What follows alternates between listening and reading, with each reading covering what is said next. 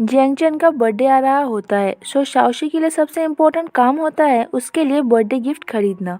वो लिन जिंग के साथ गिफ्ट लेने जाती है, बट उसके पास उतने पैसे नहीं होते, सो वो कुछ खरीद नहीं पाती। क्लास में किसी ने जियांगचन के डेस्क में चॉकलेट रखे होते हैं, जो कि शाओशी एंड लो यांग नोटिस करते हैं। लू यांग जल्दी से चॉकलेट बाहर निकालता है एंड बोलता है, ये तो चॉकलेट है, गर्ल्स वाली चीज़ है, मेरे काम की नहीं है। तभी शाओशी बोलती है, मैं गर्ल हूँ ना, मुझे दे दो।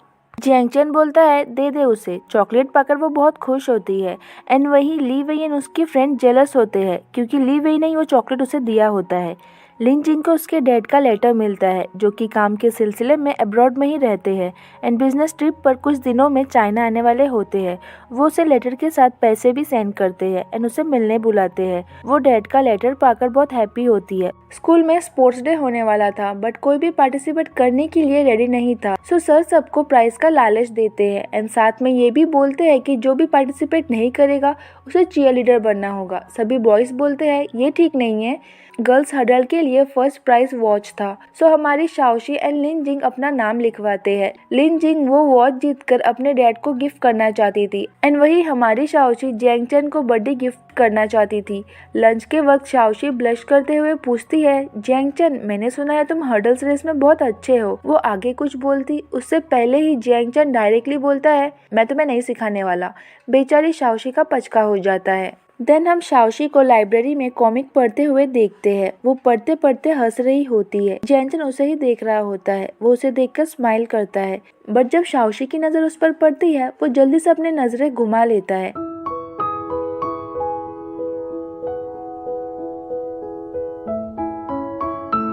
देन वहाँ लिन जिंग आती है। वो दोनों बातें करने लगते हैं। जियांगचन अपनी बुक लेकर जा रहा होता है। शाओशी उसके पीछे जाती है। उसके पास बात करने के लिए कुछ टॉपिक तो होता नहीं है, सो वो बुक के बारे में ही पूछने लगती है। वो बोलती है, नीचे कौन सी वाली बुक है? वो बोलता है, मुझे दिख गई सो मैंने उठा ली। वो पूछती है, तुमने ली क्यों? वो बोलता है, तुम्हें अच्छे से समझने के लिए। वो शर्माने लगती है। तभी वो नीचे वाली बुक को उसे दिखाता है एंड बुक का टॉपिक होता है अब नॉर्मल लोगों की साइकोलॉजी। बेचारी का फिर से इंसल्ट हो जाता है। हर्डल्स प्रैक्टिस के टाइम हम देखते हैं कि लिन जिंग हर्डल्स में बहुत अच्छी है एंड वहीं हमारी शाओशी एक भी हर्डल पार नहीं कर पाती। वो बुसंग उसे हेल्प ऑफर करता है। हालांकि वो एक स्पोर्ट्स पर्सन है, बट हर्डल्स में बहुत ही खराब प्लेयर है। शाओशी के पास और कोई ऑप्शन नहीं बचता, तो वो फिर से जियांगचन से हेल्प मांगने जाती है, तो वो बोलता है सोचूंगा। एंड वहाँ हमारा सेकेंड लीड शाओशी के लिए हर्डल्स की बुक पढ़ता है एंड सभी पॉइंट्स को अपने हाथों पर लिख कर रखता है। क्लास के बाद शाओशी लिन जिंग के पीछे जाती है। वो बुसंग उसके पीछे जाने लगता है, तो शाओशी उसे बोलती है, तुम जियांगचन को लेकर आना। बेचारा रुक जाता है एंड ना चाहते हुए भी उसे जियांगचन को ट्रैक पर चलने बोलना पड़ता है, बट वो मैं घर जा रहा हूँ बोलकर चला जाता है। वो बुसंग भागते हुए ट्रैक पर आता है। शाओशी उसे जियांगचन के बारे में पूछती है। उसे बुरा न लगे इसलिए वो बोलता है, जियांगचन को कुछ इम्पोर्टेंट काम आ गया था इसलिए वो चला गया एंड उसने मुझे तुम्हें हेल्प करने भेजा है। शाओशी समझ जाती है कि वो झूठ बोल रहा है। देन दोनों प्रैक्टिस करने लगते हैं। उसी दिन प्रैक्टिस के वक्त लिन जिंग के पैरों में चोट लग जाती है एंड डॉक्टर उसे किसी भी टाइप के प्रैक्टिस या एक्सरसाइज करने मना करते हैं। मतलब वो अब कंपटीशन में पार्ट नहीं ले पाएगी। वो अपसेट हो जाती है। वहाँ वो बुसंग के डैड, जो कि उसके कोच होते हैं, वो उसे चिल्लाते हैं क्योंकि वो अपने स्विमिंग प्रैक्टिस छोड़कर शाओशी को हेल्प करने में लगा हुआ था। इतने रिजेक्शन एंड इंसल्ट के बाद भी ये बंदी हार नहीं मानती। वो रात को जियांगचन को कॉल करके हाई बोलती है। वो बोलता है वो बोलती है, कुछ नहीं, बस ऐसे ही कॉल किया था, बहुत दिनों से हम स्कूल से साथ घर नहीं आए हैं। वो बोलता है, तुम्हारे बोलने से ऐसा लग रहा है कि हम दोनों एक ही घर में रहते हैं। वो शर्माते हुए बोलती है, क्या तुम विंडो ओपन करके मुझे देखना चाहोगे? जियांगचन बोलता है, मैं पागल दिख रहा हूँ क्या तुम्हें? फिर भी बंदी का ईगो जरा सा भी हट नहीं होता। आगे वो उसे लिन जिंग के लेग इंजरी के बारे में बताने लगती है। वो मोबाइल स्पीकर पर रखकर पढ़ने लगता है। बीच में शाओशी पूछती है, जियांगचन तुम सुन रहे हो ना? वो हाँ बोलता है। जो भी हो, एटलीस्ट खडूस ने कॉल कर तो नहीं किया, जो कि हमारी शाओशी के लिए अच्छी बात है।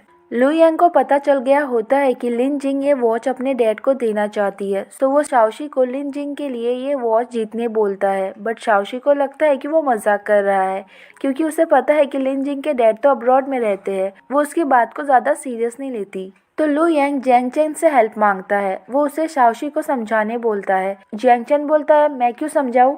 वो बोलता है वो तेरी हर एक बात मानती है, प्लीज समझाना उसे। वो बोलता है शाओशी के उस वॉच को जीतने के अपने रीजंस होंगे, मैं हेल्प नहीं कर सकता। लू यंग गुस्से में चला जाता है। शाओशी ऊपर ही होती है एंड उसने सब बातें सुन लिए होते हैं। वो जियांग चेन से पूछती है मुझे क्या करना चाहिए, जिस पर वो बोलता है तुम इन सब बातों के बारे में ज्यादा मत सोचो, तुम्हारा ब्रेन झेल नहीं पाएगा। ब्रेक में सभी कुछ खा रहे होते हैं। जियांग चेन को आता देख लू यंग बोलता है मुझे इस पर बहुत गुस्सा आ रहा है। शाओशी बोलती है उसने क्या किया हाँ? वो बोलता है तुम चुप बैठो, मुझे तुम पर भी बहुत गुस्सा आ रहा है। वो बुसोंग बोलता है तेरी हिम्मत कैसे हुई मेरे बॉस से ऐसी बात करने की। देन लिंजिंग एंड वोबू सॉन्ग दोनों उससे पूछते हैं बाय द वे तो गुस्सा क्यों है। तो वो शाओशी की तरफ देखता है एंड बात को घुमाते हुए बोलता है क्योंकि शाओशी ने बोला कि जियांग चेन मुझसे ज़्यादा हैंडसम है। दोनों शॉक्ड होकर पूछते हैं ये रीज़न है। वो बोलता है हाँ। सभी हंसने लगते हैं। स्कूल के बाद कभी ना हार मानने वाली शाओशी जियांग चेन से फिर से हेल्प मांगती है। वो पूछता है तुम इस रेस को लेकर इतनी क्यों एक्साइटेड हो। वो बोलती है सीक्रेट है। वो उसे अपने साइकिल से हटा देता है। शाओशी उसे फिर से सिखाने के लिए रिक्वेस्ट करने लगती है। वो ना बोलता है। तभी लिंजिंग आती है एंड बोलती है मैं हूँ ना, मैं सिखाऊंगी, चलो ट्रैक पर, मैं हेल्प करती हूँ। शाओशी हैप्पी होकर खड़ी हो जाती है। लिंजिंग अपनी साइकिल लेती है एंड बोलती है मुझे तो बस अपनी साइकिल लेनी थी। दोनों वहाँ से चले जाते हैं। रास्ते में लिंजिंग जियांग चेन को शाओशी की हेल्प करने बोलती है एंड ये भी बोलती है कि शाओशी वो वॉच तुम्हारे बर्थडे के लिए जीतना चाहती है। जियांग चेन बिना कुछ बोले वहाँ से चला जाता है। नेक्स्ट डे तीनों फ्रेंड शाओशी को हेल्प करने में लगे हुए थे बट कोई फायदा नहीं हो रहा था। तभी जियांग चेन आता है जिसे देखकर शाओशी बहुत खुश हो जाती है। देन वो उसे रोज प्रैक्टिस कराने लगता है एंड हमारा बेचारा वोबू सॉन्ग अपसेट होकर ये सब देखता रहता है। फाइनली स्पोर्ट्स डे आ जाता है। जिन स्टूडेंट्स ने किसी भी स्पोर्ट्स में पार्ट नहीं लिया होता है उन्हें हेयरबैंड पहन के चीयर लीडर बनना पड़ता है। अभी बॉयज का रेस चल रहा होता है। नेक्स्ट गर्ल्स का हर्डल रेस होने वाला था। शाओशी बहुत ही नर्वस थी। लू यांग एंड लिन जिंग उसे अपने अजीबोगरीब स्पीच से मोटिवेट करते हैं। गार्ड्स आकर उन्हें स्टेज से बाहर कर देते हैं। देन थोड़ी देर बाद जियांग चेन आकर उसे नर्वस होने मना करता है। शाओशी मोटिवेटेड फील करती है। देन हर्डल रेस स्टार्ट होता है। लू यांग बोलता है ये वोबूसंग कहाँ चला गया। वहाँ हमारी शाओशी फुल स्पीड में भागने लगती है। तभी अचानक से एक क्लाउन आकर उसके साथ भागने लगता है। वो उसे चीयर भी करता है एंड फाइनली हमारी शाओशी रेस जीत जाती है। शाओशी उस क्लाउन को थैंक यू बोलती है बट उसे नहीं पता होता कि अंदर कौन है। तो फ्रेंड्स ये क्लाउन कोई और नहीं हमारा वोबूसंग होता है बट वो किसी को भी पता चलने नहीं देता। शाओशी को उसका प्राइस मिल जाता है जो कि वो लिन जिंग को देती है। पर जिस वॉच के लिए इतना कुछ, वो लेडीज वॉच निकलता है जो कि किसी के भी काम का नहीं होता। इतने में ही 5 बज जाता है। लिन जिंग को अपने डैड से मिलने जाना होता है बट प्रिंसिपल ने सभी को एक मीटिंग अटेंड करने बोला होता है। बट लिन जिंग के डैड उससे 3 साल बाद मिलने वाले थे, सो डैड से मिलना ज्यादा इम्पोर्टेंट था। तभी जियांग चेन उसे पीछे से भागने का आइडिया देता है। सभी शॉक्ड होकर उसके तरफ देखने लगते हैं। स्कूल टॉपर अगर ऐसी बातें करेगा तो सभी शॉक तो होंगे ही ना। देन जियांग चेन के प्लान के मुताबिक सभी साथ जाने लगते हैं बट तभी प्रिंसिपल आ जाते हैं। सभी इधर उधर भागने लगते हैं। लिन जिंग को बचाने के लिए लू यांग सर को रोक कर रखता है। लिन जिंग गेट के उस पार जाती है। तभी उसे स्कूल डॉक्टर देख लेते हैं बट वो उस पर गुस्सा नहीं होते। वो बस इतना पूछते हैं कि तुम स्कूल स्किप करके कोई गलत काम करने तो नहीं जा रही हो ना। लिन जिंग ना बोलती है। देन सर उसे अपना कोट देते हैं क्योंकि उसकी पैंट फट गई होती है। उनकी ये काइंडनेस देखकर लिन जिंग को सर पर क्रश हो जाता है। देन हम देखते हैं कि लिन जिंग डैड से मिलकर वापस आ जाती है। सभी साथ घर जा रहे होते हैं। लिन जिंग को फिर से कहीं जाना होता है तो वो पहले ही जाने लगती है। लू यांग उसे मैसेज करके बोलता है तुम अपसेट मत होना, हम पैसे जमा करके तुम्हारे डैड के लिए एक वॉच जरूर खरीदेंगे। लिन जिंग ये देखकर खुश होती है कि उसके फ्रेंड्स कितने अच्छे हैं। देन हम शाओशी एंड जियांग चेन को बस में घर जाते हुए देखते हैं। शाओशी उससे पूछती है तुमने साइकिल क्यों नहीं लाया। उसे हमारी क्यूट शाओशी के साथ घर जाना होता है बट वो मानेगा तो नहीं, सो वो शोल्डर पेन का बहाना बनाता है। शाओशी शोल्डर देखने के लिए उसके पास जाती है। शाओशी उसके कुछ ज्यादा ही क्लोज आ जाती है। उसके हार्ट बीट फास्ट होने लगते हैं, सो उसे प्यार से पीछे कर देता है। देन दूसरी ओर देखकर स्माइल करने लगता है। फ्लैशबैक में हम देखते हैं कि हमारा मिस्टर रूड वो रेड हेडबैंड पहनने के लिए मान कैसे गया। शाओशी उसे वो हेडबैंड पहनने बोलती है बट वो मना करता है। तभी शाओशी पपी फेस बनाकर बोलती है मैं कंपटीशन को लेकर इतनी नर्वस हूँ और तुम मेरे लिए इतना भी नहीं कर सकते। तो हमारे रूड बॉय का हार्ट मेल्ट हो जाता है। वो बैंड होता है। शाओशी उसे बैंड पहना देती है।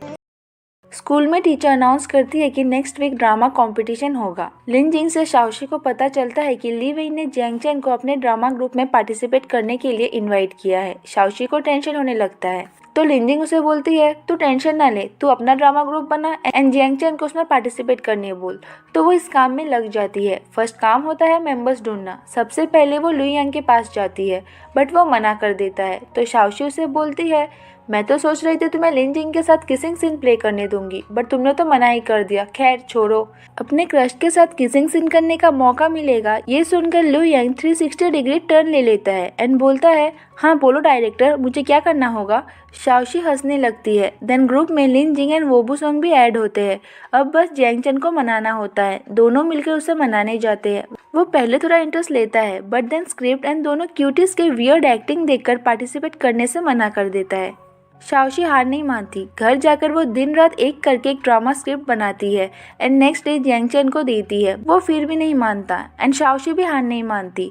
वो स्क्रिप्ट कभी उसके डोर पर तो कभी उसके बैग में रख देती है। वो परेशान हो जाता है। नेक्स्ट डे वो शाओशी को वो स्क्रिप्ट रिटर्न करता है बट देन वो देखता है कि वो सो रही है। वो उसके पास जाता है एंड उसे प्यार से देखने लगता है। वो उठती है तो फिर से वो कोल्ड बन जाता है एंड बोलता है, ये स्क्रिप्ट लो एंड मुझे फिर से मत देना। दूसरी ओर लिन जिंग को डॉक्टर ली पर क्रश हो गया होता है। लेग इंजरी ठीक होने के बाद भी वो किसी न किसी बहाने से डॉक्टर ली से मिलने जाने लगती है तो लुई यांग उसके पीछे जाता है। बेचारे को अब तक पता नहीं चलता कि लिन जिंग उसे नहीं डॉक्टर को लाइक करती है।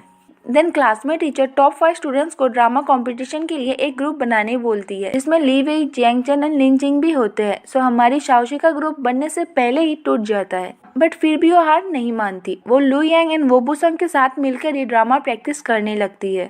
घर आते वक्त शाओशी को जियांग चेन मिलता है। दोनों डिस्कस करने लगता है कि कौन सी टीम जीतेगी। देन शाओशी को पता चलता है कि जियांग चेन बल्ब लेने जा रहा है। वो बोलती है, घर में अंधेरा है ना, तुम्हें डर लग रहा होगा, मैं घर चलूं? तो वो बोलता है, फिर तो सिचुएशन और भी डरावना हो जाएगा। करा ली ना अपनी बेइज्जती। सेल्फ रिस्पेक्ट नाम का वर्ड शाओशी के डिक्शनरी में है ही नहीं। नेक्स्ट डे लुई यांग के डैड उसे मेडिसिन देने आते हैं बट वॉचमैन उन्हें अंदर जाने नहीं देते। तभी वहाँ लिन जिंग आती है। डैड उसे मेडिसिन लुई यांग तक पहुँचाने बोलते हैं। लिन जिंग को पता चलता है कि लुई यांग को हार्ट डिजीज है। उसे उसके लिए बहुत बुरा लगता है। देन हम शाओशी एंड उसकी टीम को फिर से प्रैक्टिस करते हुए देखते हैं। वोबू सॉन्ग के परफॉर्मेंस में अभी भी कुछ कमी थी सो वो दोनों प्रैक्टिस करने के लिए वोबू सॉन्ग के घर जाते हैं। वहाँ शाओशी वोबू सॉन्ग के ग्रैंडमा से मिलती है जिन्हें भूलने की बीमारी होती है। देन बातों बातों में शाओशी को पता चलता है कि वोबू सॉन्ग के डैड के साथ उसकी रिलेशनशिप उतनी अच्छी नहीं है।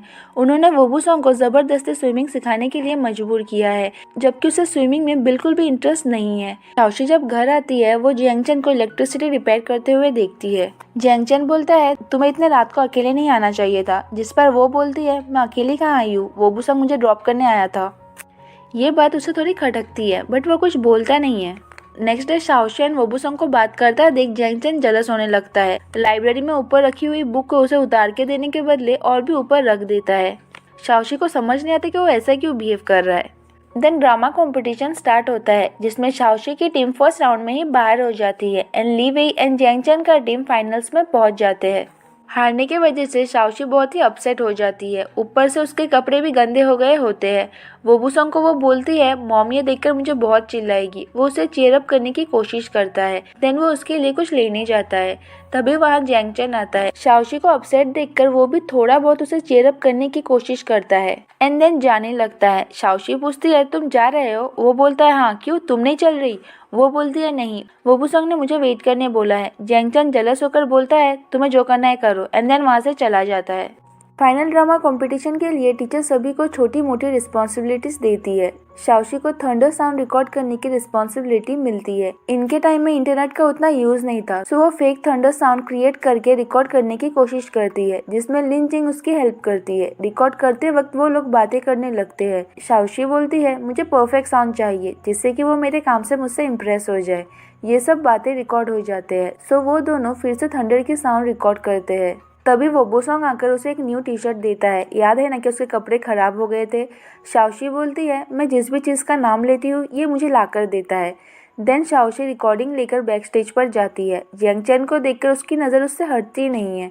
तभी उस पर पानी गिर जाता है। ड्रामा स्टार्ट होने ही वाला था। शाओशी को कपड़े चेंज करने थे, सो एक दूसरी गर्ल को रिकॉर्डिंग प्ले करने की रिस्पॉन्सिबिलिटी देकर चेंज करने जाती है। ड्रामा स्टार्ट हो जाता है। शाओशी वोबू सॉन्ग का दिया हुआ टी शर्ट पहनकर आती है। वहाँ वो गर्ल गलती से शाओशी एंड लिन जिंग की रिकॉर्डिंग प्ले कर देती है, जिसमें शाओशी अपने क्रश जियांग चेन को इम्प्रेस करने की बातें कर रही थी। थैंक गॉड कि उसने जियांग चेन का नाम नहीं लिया होता। अगर उसने नाम लिया होता तो और भी बड़ा सियाप्पा हो जाता। शाओशी भागकर रिकॉर्डिंग रोकने जाती है, बट तभी स्टेज पर गिर जाती है। सभी हंसने लगते हैं। शाओशी बहुत हर्ट होती है। सबके जाने के बाद वो स्टेज के एक कोने में बैठकर रो रही होती है। तभी जियांग चेन उसे ढूंढता हुआ वहां आता है। वो उसे कंफर्ट करने आया होता है, बट देन वोबू सॉन्ग एंड शाओशी को कपल ड्रेस पहना देख वो जेलस हो जाता है एंड उसे कंफर्ट करने के बजाय ड्रामा खराब करने के लिए बातें सुनाकर चला जाता है। शाओशी और भी अपसेट हो जाती है। घर पर वो पूरी रात रोती है। नेक्स्ट डे वो स्कूल जा रही होती है। डैड उसे आवाज देते हैं, बट उसका ध्यान नहीं होता। डैड चिल्लाने लगते हैं तो मॉम डैड को रोक लेती है। नीचे जियांग चेन को देखकर शाओशी चुप जाती है। उसके जाने के बाद ही वो स्कूल जाती है। मॉम डैड को टीचर ने शाओशी के पपी लव के बारे में बता दिया होता है। दोनों इसी बारे में डिस्कस कर रहे होते हैं। मॉम डैड को सिचुएशन अच्छे से हैंडल करने बोलती है। वो बोलती है, देखा नहीं तुमने, वो कल कितनी अपसेट थी, पूरी रात कितनी रो रही थी। डैड को अपनी बेटी के लिए बुरा लगता है। डैड बोलते हैं, इसका मतलब उस लड़के ने हमारी शाओशी को रिजेक्ट कर दिया। मॉम बोलती है, तुम जानती नहीं हो कि तुम्हारी बेटी कितनी केयरलेस है एंड हमेशा लड़कों की तरह ही रहती है। कौन सा लड़का ऐसी लड़की को पसंद करेगा। डैड से अपनी बेटी की इंसल्ट सही नहीं जाती। वो गुस्से में बोलते हैं, फिर तो वो लड़का जरूर अंधा होगा। शाओशी स्कूल पहुंच जाती है, बट क्लास में जाने की उसकी हिम्मत नहीं होती। वो बाहर ही बैठी रहती है। उसे बाहर बैठा देख प्रिंसिपल उसे क्लास में ले जाते हैं। देन क्लास टीचर एक top student and 2 weak student का स्टडी ग्रुप बनाती है, ताकि सभी वीक स्टूडेंट्स प्रोग्रेस कर सके। जियांग चेन के ग्रुप में लू यांग होता है एंड लिन जिंग के ग्रुप में शाओशी होती है।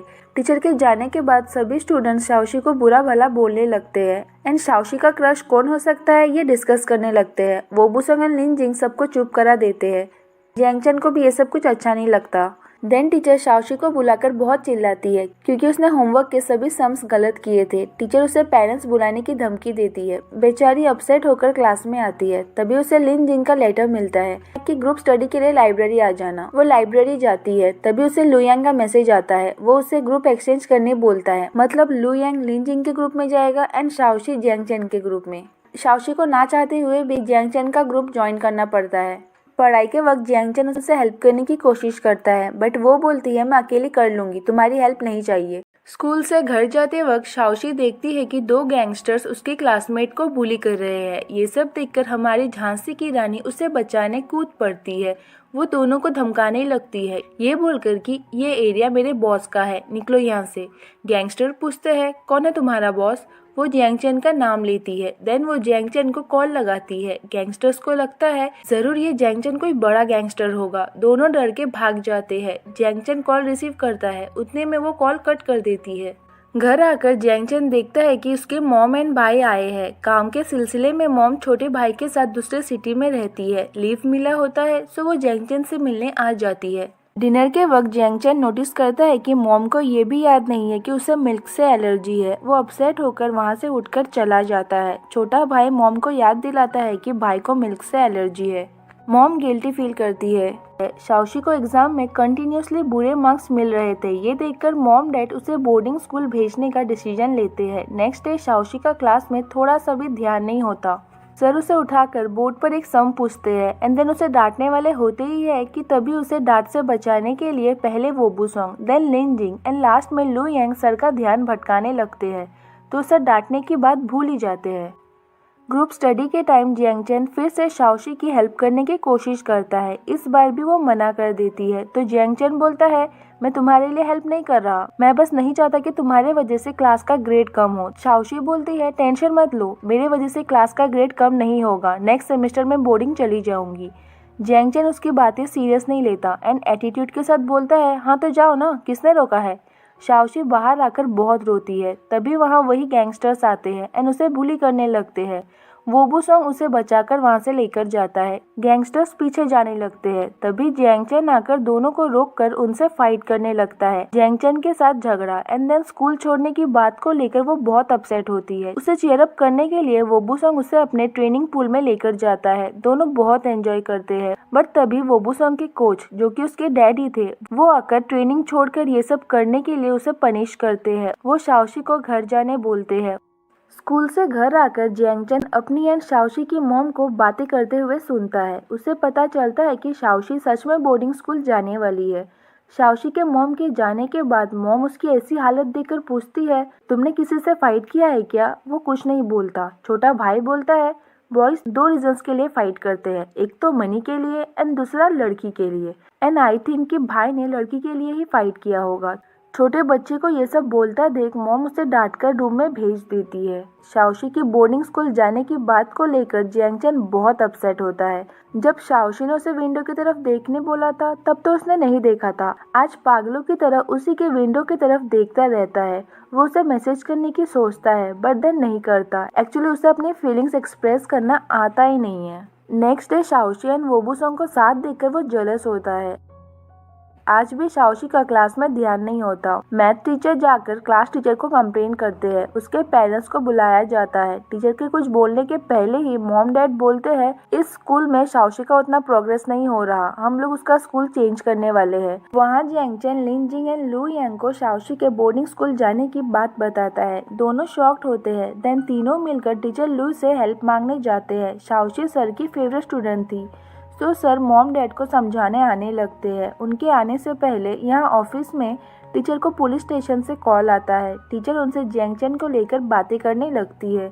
मॉम डैड के पूछने पर टीचर बताती है कि जियांगचन ने 2 गैंगस्टर्स को अरेस्ट करवाया है। पुलिस एंड एजुकेशन मिनिस्टर जियांगचन को भी अवार्ड देना चाहते हैं, इसलिए डिटेल्स पूछ रहे थे। शाओशी को डाउट होता है कहीं ये वही 2 गैंगस्टर्स तो नहीं है। देन वो स्माइल करने लगती है। उतने में टीचर लू आ जाते हैं एंड मॉम डैड को समझाने लगते हैं। टीचर लू जानना चाहते थे कि शाओशी क्या चाहती है, क्या वो सच में स्कूल चेंज करना चाहती है। शाओशी से पूछने पर वो कुछ नहीं बोलती। जियांगचन बुक लेने के बहाने अंदर आता है एंड धीरे से शाओशी को बोलता है, मत जाओ। अब क्या था, क्रश ने जाने से मना किया है तो वो कैसे जाती।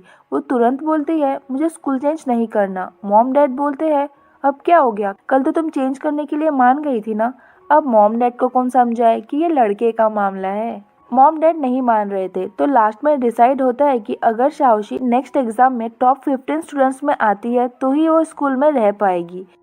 इसके बाद टॉप स्टूडेंट्स में आने की तैयारी स्टार्ट हो जाती है, जिसमें जियांगचन उसकी बहुत हेल्प करता है। एग्जाम होता है एंड देन रिजल्ट का दिन आ जाता है। शाओशी ने 13th पोजीशन पर अपनी जगह बना ली होती है। नेक्स्ट सेमेस्टर स्टार्ट हो जाता है। 5 फ्रेंड्स ने साइंस लिया होता है। क्लास का फर्स्ट डे होता है। शाओशी जियांगचन को अपना डेस्कमेट बनने बोलती है। वो मना कर देता है, बट फिर भी शाओशी उसके लिए सीट रखती है। ली वही जियांगचन को मैथ का एक सोल्यूशन पूछती है। एक दूसरा लड़का आकर शाओशी के पास वाले सीट में बैठने लगता है। शाओशी उसे रोकती है, फिर भी वो जबरदस्ती बैठने लगता है। तभी जियांगचन बोलता है, वो मेरी सीट है। क्रश डेस्कमेट बनने के लिए मान गया। ये देखकर शाओशी बहुत खुश होती है। ली वही फिर से टपक पड़ती है एंड बुक्स खरीदने के बहाने जियांगचन को बुक स्टोर लेकर जाती है एंड वहाँ वो अपने मॉम डैड की डिवोर्स की बातें करके उसकी सिंपैथी पाने की कोशिश करती है। शाओशी, लिंग जिंग एंड लू यन चुप चुप के उनकी बातें सुन रहे होते हैं। शाओशी को लगता है ली वही की दुख भरी कहानी सुनकर जियांगचन को उस पर दया आ जाएगी एंड धीरे धीरे वो उसे लाइक करने लगेगा एंड मेरा पत्ता तो कट ही हो जाएगा। अब इसी चिंता में वो घर जाती है एंड मॉम डैड को झगड़ते हुए देखती है। उसके दिमाग की बत्ती जलती है। मॉम डैड का फाइट छोटा सा था, बट वो जियांगचन को बड़ा चढ़ा कर बोलती है। वो बोलती है, मेरे मॉम डैड का डिवोर्स होने वाला है, अब मैं क्या करूँगी। एक चुटकी सिंपैथी पाने के लिए लड़की कितनी स्ट्रगल कर रही है, बट इतने स्ट्रगल के बाद भी कोई फायदा नहीं होता। वो उसकी बातों पर यकीन ही नहीं करता। नेक्स्ट सीन में हम देखते हैं कि लू यंग सभी के हेल्प से एक ऑनलाइन क्विज जीतता है, बट प्राइज लेने के लिए बहुत दूर जाना होगा। लिन जिंग बोलती है, मुझे ये सब फेक लग रहा है, बट लू यंग नहीं मानता एंड डिसाइड करता है कि वीकेंड पर सभी साथ चलेंगे। रात को शाओशी के डैड ड्रिंक करके घर आते हैं। मॉम डैड का फिर से झगड़ा होता है। शाओशी को लगने लगता है कि डैड का अफेयर चल रहा है। उसका हार्ट तो इस बात को यकीन करना नहीं चाहता, बट नेक्स्ट डे वो डैड को किसी और वुमेन के साथ देखती है। वो रोते रोते घर जा रही होती है। तभी जियांगचन उससे पूछता है, तुम रो क्यों रही हो। वो बोलती है मॉम डैड का डिवोर्स होने वाला है, डैड का अफेयर चल रहा है। आंसू पोंछने के लिए जैंगचन उसे अपने स्लीव्स देता है। ये स्लीव्स वाला सीन एक और हाई स्कूल ड्रामा में है जो कि मैंने हमारे ही चैनल पर एक्सप्लेन किया हुआ है। किसी को ड्रामा का नाम याद होगा तो प्लीज़ कमेंट करके ज़रूर बताना। शाओशी जब घर आती है वो देखती है कि डैड आज फिर से लेट आए हैं एंड उन्होंने ड्रिंक भी किया है। वो डैड से झगड़ा करके अपने रूम में चली जाती है। मॉम डैड कंफ्यूज होते हैं कि अब इसे क्या हो गया।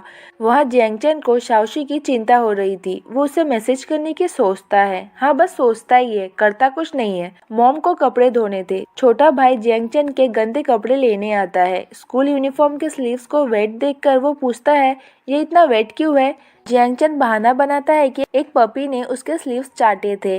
छोटा भाई बोलता है बट मैंने तो हमारी सोसाइटी में एक भी पपी नहीं देखा, कहाँ है वो पपी, मुझे देखना है। जैंगचन बस स्माइल करता है, बेचारी शाओशी को पपी बना दिया। नेक्स्ट डे मॉम डैड गलती से शाओशी को लॉक करके चले जाते हैं। वो फ्रेंड्स को कॉल करके बुलाती है। लिन जिंग शाओशी की मॉम को ढूंढने जाती है एंड वो भी सॉन्ग लॉक स्मिथ को, बट कोई फायदा नहीं होता। जैंगचन बोलता है हमारे पास स्पेयर किस नहीं है क्या। शाओशी को याद आता है कि वो तो अंदर ही है। लिन जिंग उसे गुस्से से देखने लगती है। देन सभी अंदर आते हैं। शाओशी उन्हें डैड के अफेयर के बारे में बताती है। सभी उसे समझाने लगते हैं कि तुम्हें कोई गलतफहमी हुई होगी, बट वो नहीं मानती। शाओशी ने डैड को कॉल पर बातें करते हुए सुना था। वो किसी फेवा नाम के रेस्टोरेंट में उसी वुमेन से मिलने वाले थे। फेवा नाम के बहुत सारे रेस्टोरेंट थे, सो सभी अलग अलग होकर डैड को ढूंढने लगते हैं। फाइनली शाओशी को डैड दिख जाते हैं। दोनों की बातें सुनकर शाओशी को पता चलता है कि वो डैड को गलत समझ रही थी। तभी वहाँ लिन जिंग और वोबू सॉन्ग भी आ जाते हैं। वो उन्हें बताती है कि अफेयर वाली बात बस एक मिसअंडरस्टैंडिंग थी। तभी लू यांग मैसेज करके बोलता है कि तुम लोग नहीं आ रहे हो ना, ठीक है मत आओ, मैं अकेले ही प्राइस लेने जा रहा हूँ। बट वहाँ पहुंचकर बेचारा देखता है कि ये सब तो फेक है, उसे कोई प्राइस नहीं मिलने वाला। बेचारा अपसेट होकर बैठा रहता है। उतने में बाकी के फ्रेंड्स पहुंच जाते हैं। लिन जिंग बोलती है मैंने पहले ही बोला था, बट अब छोड़ो, इतने दूर आ गए हैं तो थोड़ा घूम कर ही जाएंगे। सभी मान जाते हैं एंड घूमने लगते हैं। शाम होने लगता है। जैंगचन सबको घर चलने बोलता है, बट बाकियों का घर जाने का थोड़ा सा भी मन नहीं था, सो जैंगचन को भी रुकना पड़ता है। अब काम होता है मॉम डैड को पटाने का। शाओशी अपने पेरेंट्स को कॉल करके बोलती है कि वो लिन जिंग के घर पर है एंड लिन जिंग अपने पेरेंट्स को कॉल करके बोलती है कि वो शाओशी के घर पर है। बाकी तीनों भी कुछ ऐसा ही करते हैं। जैंगचन कुछ काम के लिए बाहर गया होता है। सभी मिलकर आत्माओं से क्वेश्चन पूछने वाला गेम खेलने लगते हैं। तभी जैंगचन अंदर आता है। वो वोबू सॉन्ग एंड शाओशी को साथ खेलते हुए देखता है। दोनों ने एक दूसरे का हाथ पकड़ा होता है। जैंगचन जेलस होकर फिर से बाहर चला जाता है। शाओशी उसके पीछे जाती है। दोनों बातें करने लगते हैं। जैंगचन उससे पूछता है तुमने आत्मा से क्या क्वेश्चन पूछा। वो बोलती है मैंने पूछा कि क्या तुम मुझे कभी लाइक करोगे। ये सुनकर वो स्माइल करता है। रात को लू यांग को नींद नहीं आ रही थी। वो सबको एक और गेम खेलने बोलता है जिसमें सबको अपने सीक्रेट लव के बारे में एक पेपर पर लिखना होगा। सभी लिखते हैं। देन पेपर को फोल्ड करके शफल किया जाता है एंड सभी एक एक पेपर उठाते हैं। शाओशी के पेपर पर आई लव यू शाओशी लिखा होता है। उसे लगता है कि ये जरूर जैंगचन ने लिखा होगा। वो बहुत खुश होती है, बट असल में वो वोबू सॉन्ग ने लिखा होता है। नेक्स्ट मॉर्निंग सभी सनराइज देखने जाते हैं एंड व्यूज को एंजॉय करते हैं। देन सभी घर आ जाते हैं। कुछ दिन बाद वोबू सॉन्ग का स्विमिंग कंपटीशन होता है। सभी उसे चीयर करने जाते हैं। वो फर्स्ट आता है। रिपोर्टर्स उसे इतने इजीली जीतने का राज पूछते हैं तो वो पूरा क्रेडिट शाओशी को देता है। ये सुनकर जैंगचन जेलस हो जाता है एंड गुस्से में वहाँ से चला जाता है एंड इसी के साथ ये पार्ट यहीं पर एंड हो जाता है। आपको ये पार्ट कैसा लगा कमेंट करके जरूर बताना एंड अगर आप इस चैनल पे न्यू है तो प्लीज चैनल को सब्सक्राइब कर लेना। Thanks for watching. मिलते हैं नेक्स्ट पार्ट में। बाय।